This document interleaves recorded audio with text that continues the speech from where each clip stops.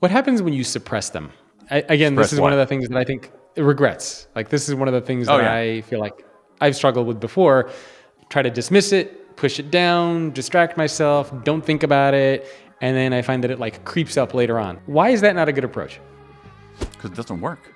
Because you can't, what you're trying to do is you're trying to extinguish this flame, but now occasionally these flames will die on their own. But if the flame is still working, you can't extinguish it. You have to actually enlist it to offer some light. I mean, at the risk of sounding cheesy here, that again, the fact that you can't do that is itself a signal. The fact that it keeps popping up is telling you something. And so what it's telling you, if it pops up the second time, the third time, what it's telling you is not, hey, try to suppress this a fourth time. No, that's not what it's telling you. It's telling you, I have a message for you.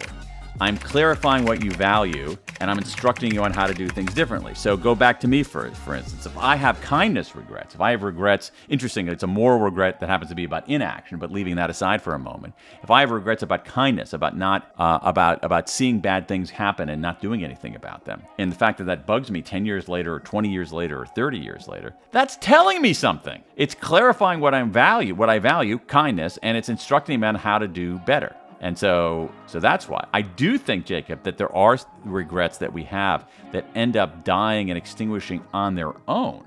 So if I regret something, if I did something when I was, 22 years old, that maybe I regretted when I was 23, but today at my advanced age, I don't even remember it, let alone regret it.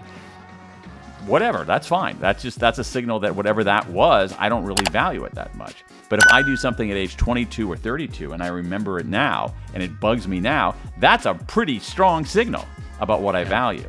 And it's a pretty strong knock at the door that I need to do something.